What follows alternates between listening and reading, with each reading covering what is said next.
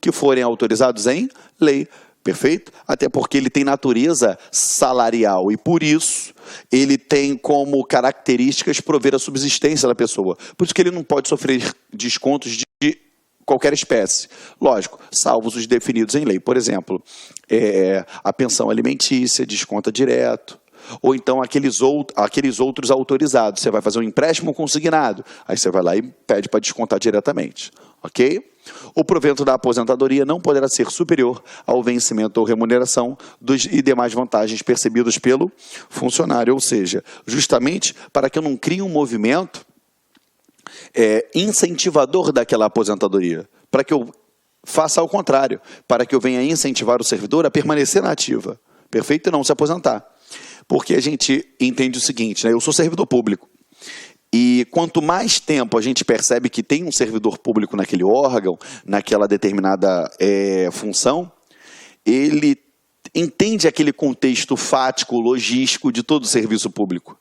E ele acaba produzindo infinitamente mais do que outras pessoas. É lógico que dentro de uma gama de tipos de serviços públicos a serem prestados, a gente tem exceções, a gente tem o efeito inverso, mas é muito interessante. Tanto é que a administração pública mesmo subiu o teto de 70 para 75 anos. Justamente para quê? Porque ela prefere ter aquele cara na ativa do que ter que fazer um novo concurso para colocar um novo cara lá dentro. Ok? Vamos lá. Vem comigo.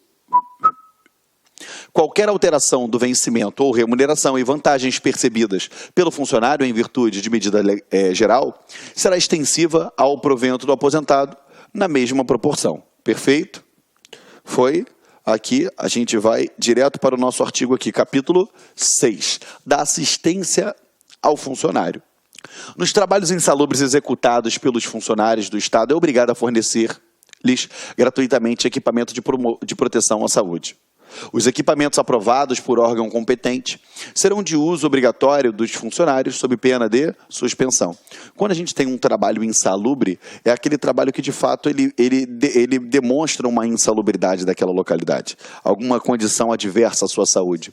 E a administração pública é obrigada a fornecer aquilo. Por exemplo, Geraldo, eu sou lotado dentro do necrotério. Perfeito. Lá dentro, você tem uma condição totalmente insalubre. Você vira e mexe, você entra em câmara refrigerada. Perfeito? Você tem substâncias que afetam diretamente a sua saúde. Então, a administração ela tem que fornecer o quê? Por exemplo, você vai entrar na câmara refrigerada, ela vai te fornecer um agasalho necessário a entrar naquela câmara refrigerada. Ela vai te oferecer máscaras justamente para evitar o seu contato com substâncias químicas ou com qualquer tipo de, enfim, de toxina, de doença que esteja ali. Então, é só um exemplo para você lembrar, tá? Mas a gente tem uma série de outras possibilidades. Tá bom? E caso não venha utilizar, penalidade de suspensão. Então você sublinha isso daqui, porque pode ser objeto de pergunta para você na sua prova, tá bom? Que a administração pública forneceu equipamentos necessários para desenvolvimento de trabalhos insalubres, ao qual o servidor não se utilizou. O que eu aplico a ele? Penalidade de suspensão. Tá bom?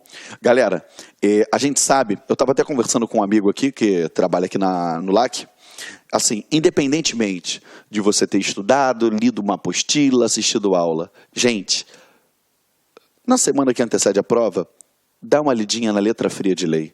É muito importante.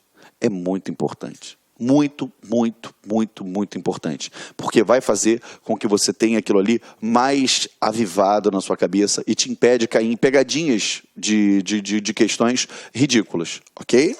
Foi? Falo isso porque já aconteceu comigo, já aconteceu com outros professores que são servidores públicos e a gente sabe como funciona essa logística. Por isso, quando você se propõe a estudar para concurso público, a gente não está te dando aula de direito, a gente está dando aula a gente está te ensinando como ser aprovado num concurso público. Essa é a ideia, entendeu? Vamos lá. Ao funcionário é assegurado o direito de remoção para igual cargo no local de residência do cônjuge, se este também for funcionário e houver vaga. Vamos lá, deixa eu explicar uma coisa para você. Aqui está dizendo o seguinte, se lembra quando o funcionário ele for casado com um militar ou com outro servidor público e ele for mandado servir em outro ponto do território nacional, ele tem o direito de se licenciar para acompanhar aquele cônjuge? Pensa que isso daqui é uma alternativa mais branda. Ou seja, ele tem o direito de remoção para igual cargo no local de residência do seu cônjuge. Ou seja, se eu sou o casado e esse cônjuge está numa outra determinada cidade, numa outra determinada localidade, eu tenho o direito de ser removido para lá. Perfeito? Agora é óbvio, ele coloca uma condição, que não é a discricionariedade. Ele coloca o quê? Se houver vaga. Perfeito? Olha só, havendo vaga na sede do exercício de ambos os cônjuges, a remoção poderá ser feita para o local indicado por qualquer deles, desde que não prejudique o serviço. Ou seja, o meu cônjuge tem uma vaga no local onde eu trabalho, lá onde ele está. Tem uma vaga aqui também. Espera aí, então vamos processar essa remoção. A gente vai escolher para onde quer ir, porém, desde que não venha prejudicar o quê? O serviço. Ok? O interesse público acima de tudo.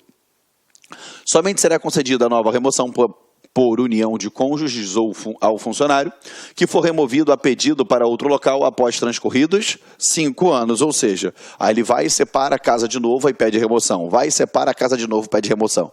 Aí não dá, né? Aí vira a casa da mãe Joana. 237. Considera-se local, para os fins do 234 e 236, o município onde o cônjuge tem a sua residência. Perfeito? O ato que remover ou transferir o funcionário estudante de uma para outra cidade ficará suspenso se, na nova cidade, não existir estabelecimento com gênero oficial, reconhecido ou equiparado, aquele em que o interessado esteja matriculado.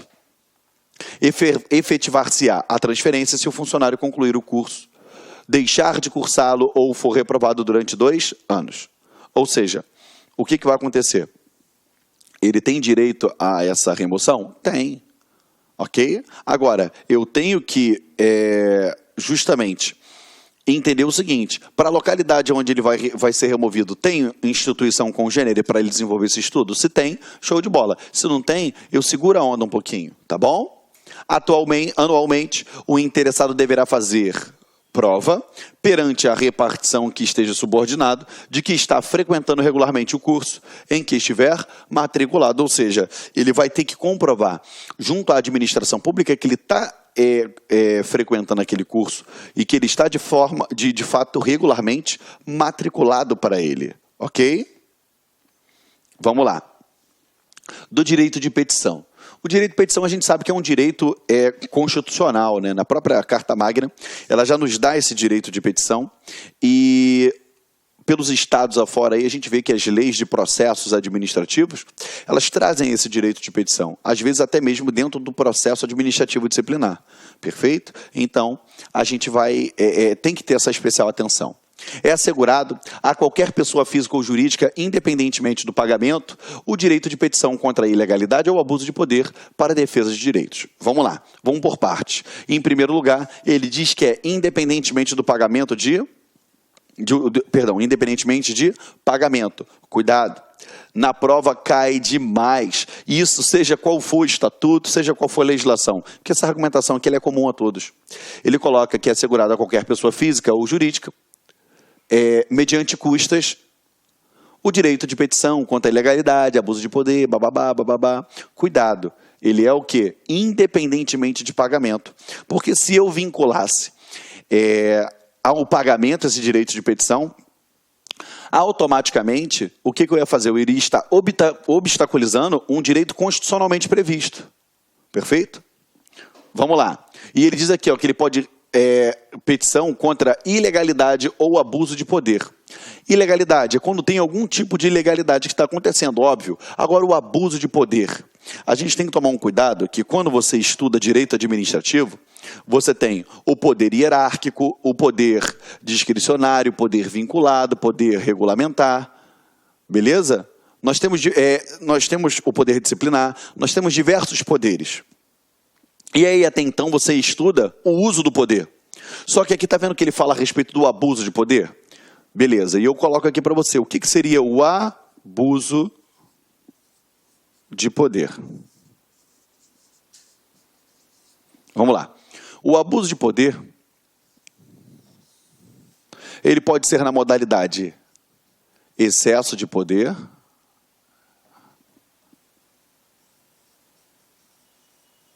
E ele pode ser na modalidade desvio de poder.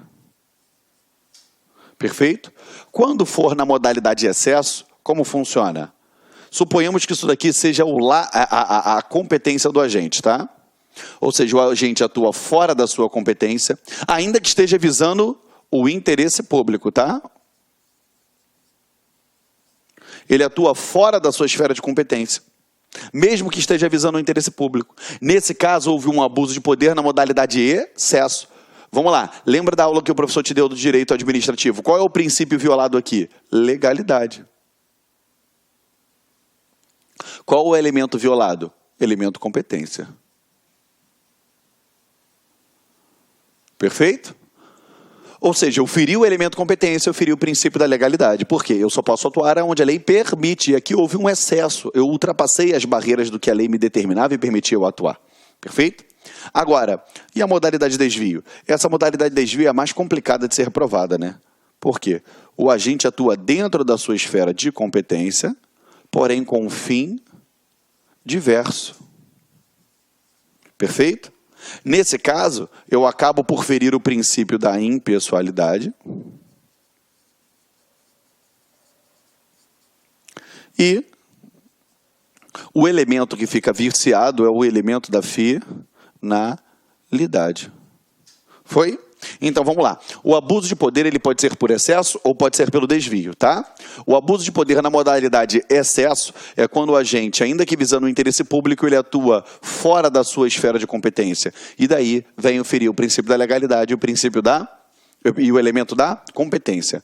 Já o abuso de poder na modalidade desvio de poder, o agente atua dentro da esfera de competência, porém o fim dele é diverso. A sua finalidade não é o interesse público. Logo, ele agiu por interesse próprio, eu vou ferir o princípio da impessoalidade. E ele fere o elemento finalidade. Ok? Estamos juntos? Eu fiz essa observação lá dentro do seu direito administrativo para você ficar o quê? Com essa matéria cada vez mais interligada. Perfeito? A gente não pode dar mole, tá? Estamos juntinhos? Foi? Vou tomar um golinho de água aqui, você copia o que está no quadro.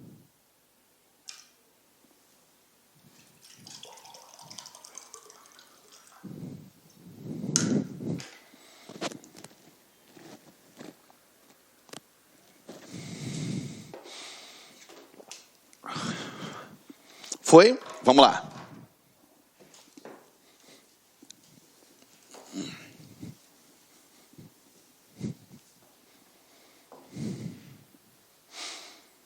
Vem. Qualquer pessoa poderá reclamar sobre abuso, erro, omissão ou conduta incompatível no serviço público. Olha que coisa linda. Dentro daquele quadrinho de abuso de poder, pode ser que caia essa pergunta para você. A omissão, ela pode se configurar como um abuso de poder? Pode. Ou seja, o agente se omitiu, desde que a lei preveja que aquela omissão se configura como um abuso. Ok? Parágrafo 2º. Em nenhuma hipótese a administração poderá recusar-se a protocolar, encaminhar ou apreciar a petição sob pena de responsabilidade do agente. Ou seja, não basta eu permitir que venha dar o direito de permissão, o direito de petição. Eu tenho que analisar, eu tenho que dar uma decisão daquela petição que ele me fez. Perfeito? Daquela representação. Ok? Tá? Vamos lá, artigo 240. Ao servidor é assegurado o direito de requerer ou representar, bem como nos termos dessa lei complementar, pedir reconsideração, recorrer de decisões no prazo de 30 dias, salvo previsão legal específica. Deixa eu explicar uma coisa para vocês. Em regra, nos processos administrativos, perfeito? Seja ele disciplinar ou não, tá? O servidor público ele tem direito à pluralidade de instâncias.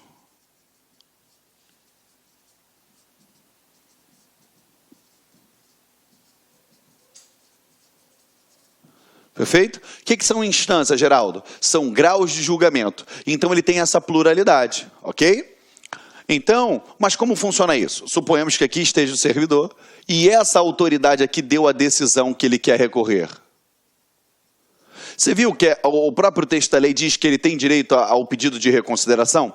O que seria a reconsideração? Essa autoridade, ela fez o quê?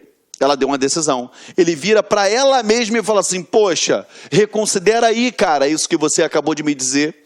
É o pedido de reconsideração, que é aquele dirigido à própria autoridade que proferiu a decisão objeto de recurso. Agora, se ela não reconsiderou, o que eu faço? Eu vou para a autoridade acima. Ah, não aceitou? Eu vou para a autoridade acima, porque eu tenho pluralidade de instâncias. Depois que ultrapassar o pedido de reconsideração, para cima, eu tenho um chamado recurso hierárquico. Perfeito? Eu vou ter o recurso hierárquico. Estamos juntos? Show de bola? Tá? Deixa eu apagar isso aqui então para a gente continuar.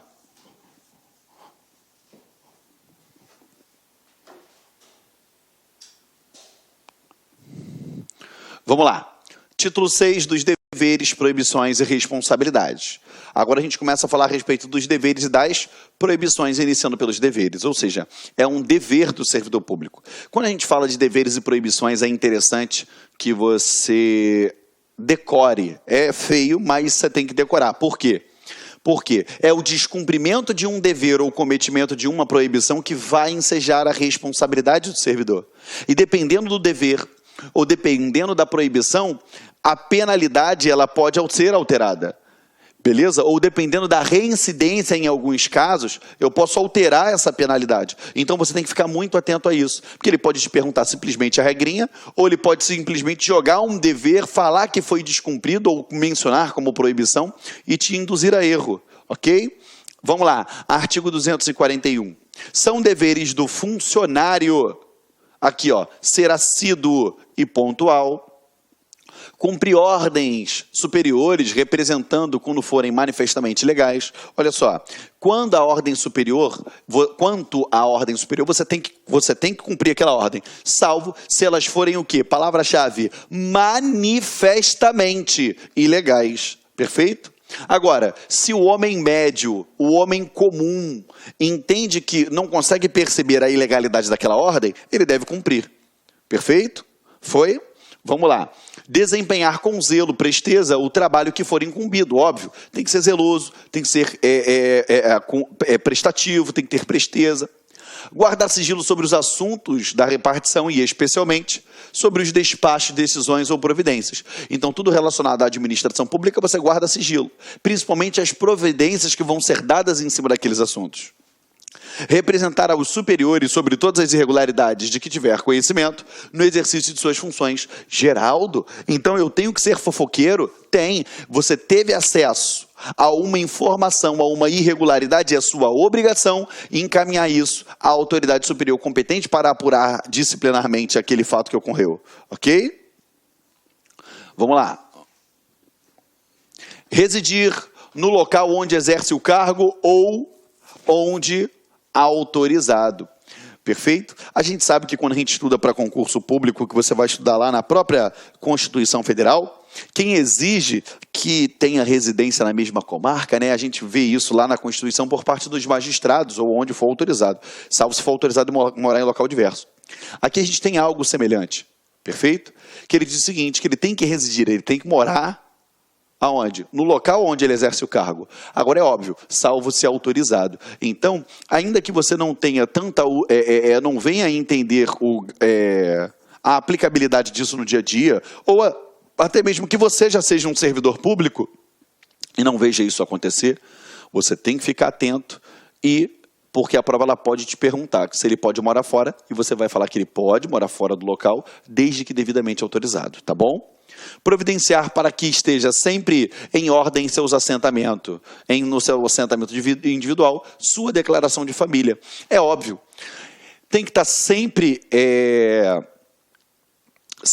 correto aquilo ali, justamente porque se o servidor falece, olha o trabalho que isso vai dar, tanto para os familiares quanto para a administração pública. Então, se a declaração dele de família já está certinho lá, vai estar tudo beleza, ok? Outra coisa que tem que ser mantido de acordo são as suas declarações de bens. E aí faço o convite para ficar atento a isso. Por quê? Porque se ele declarar falsamente os bens, ou se ele deixar de declarar, entendeu? Por qualquer motivo que seja, a própria Lei 8429 de improbidade administrativa, de 1992, ela diz o seguinte, que caberá penalidade de demissão ao servidor que não mantiver atualizado o seu cadastro de bens. Perfeito? Então fica na atividade com relação a isso daí, tá?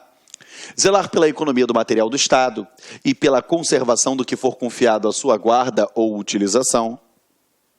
Apresentar-se convenientemente trajado em serviço ou com uniforme determinado, quando for o caso, ou seja, tem que ter uma postura de servidor público. Atender prontamente com preferência sobre qualquer outro serviço às requisições de papéis, documentos, informações ou providências que foram feitas pelas autoridades judiciárias ou administrativas para a defesa de Estado em juízo, ou seja, durante o seu desenvolver, você vai perceber que, a todo momento, o Estado ele pode ser acionado em juízo para responder a alguma coisa.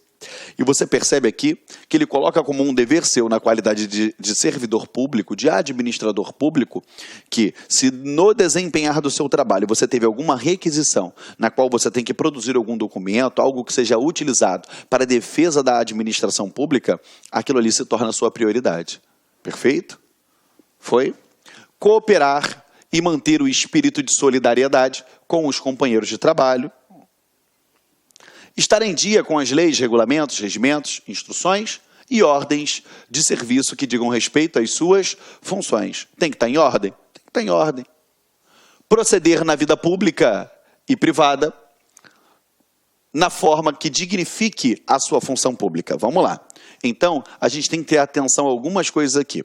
Você tem que entender o seguinte, não basta eu obedecer só a esse estatuto aqui, porque ele é genérico. Ele está se referindo a todo o serviço público, perfeito? Agora, eu tenho regulamentos próprios das minhas funções? Tenho.